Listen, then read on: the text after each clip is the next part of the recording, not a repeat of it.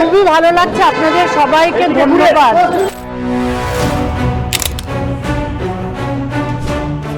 প্রায় 2 দশক পর পশ্চিমবঙ্গের কলকাতায় ফিরে বাংলাদেশকে নিয়ে কটাক্ষ করেছেন বিতর্কিত লেখিকা তসলিমা নাসরিন। শুক্রবার কলকাতার মাটিতে পা রেখে বিভিন্ন গণমাধ্যমের সঙ্গে কথা বলেন তিনি। এ সময় পশ্চিমবঙ্গের সংবাদ মাধ্যম এবিপি আনন্দ টিভিকে দেওয়া এক সাক্ষাৎকারে বাংলাদেশ জেহাদি স্থান বলে মন্তব্য করেন তসলিমা। লাল পেড়ে সাদা শাড়ি পরে শুক্রবার দুপুরে দীর্ঘ সময় পর কলকাতায় নামেন তসলিমা নাসরিন। কলকাতা নেমেই সাংবাদিকদের প্রশ্নের জবাবে বলেন, খুব ভালো লাগছে। Secular mission, human rights and Bangladesh freedom fighters foundation ও পশ্চিমবঙ্গের জন্য নামের 3টি সংগঠনের আমন্ত্রণে কলকাতায় আসেন তিনি। আগে শুক্রবার সকালে নিজের ভেরিফাইড ফেসবুক ওয়ালে একটি ছবি পোস্ট করে তসলিমা লিখেছিলেন, আজই প্রভাতে কলিকাতা অভিমুখে যাত্রা করিলাম। এর কয়েক ঘন্টা পর কলকাতায় পৌঁছেন তিনি। দুপুরে কলকাতা নামলে দমদম বিমানবন্দরে স্বাগত জানান তাকে আমন্ত্রণ জানানো 3 সংগঠনের নেতা ও ভক্ত অনুরাগীরা।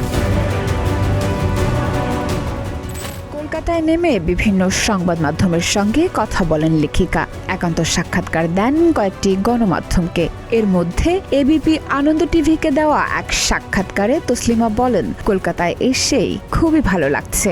এককালে তো আমি এখানেই ছিলাম। এই প্রগতিশীল শহর থেকে যে চলে যেতে হবে এটা ভাবতে পারিনি। আমি ভেবেছিলাম বাংলাদেশ থেকে আমাকে তাড়িয়ে দিয়েছে। ঠিক আছে, ওটা তো জেহাদি স্থান হয়ে গিয়েছে, ওটা মৌলবাদীদের দেশ হয়ে গিয়েছে। বিতর্কিত এই লেখিকা বলেন, আমাকে তাড়াতেই পারে, তবে মৌলবাদীরা আমার ফাঁসির দাবি করেছিল।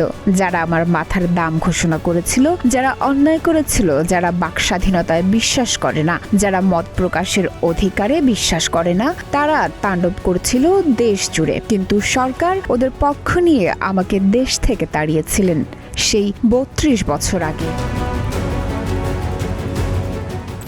শনিবার রবীন্দ্র সদনে তসলিমাকে সংবর্ধনা জানানোর কথা রয়েছে। এছাড়া রবিবার পশ্চিমবঙ্গ বাংলা একাডেমিতে একটি অনুষ্ঠানে তার যোগ দেওয়ার কথা রয়েছে। বিতর্কিত লেখালেখির জেরে প্রতিবাদের মুখে 1994 সালে বাংলাদেশ থেকে বিতাড়িত হয়ে ভারতের কলকাতায় আশ্রয় নেন তসলিমা।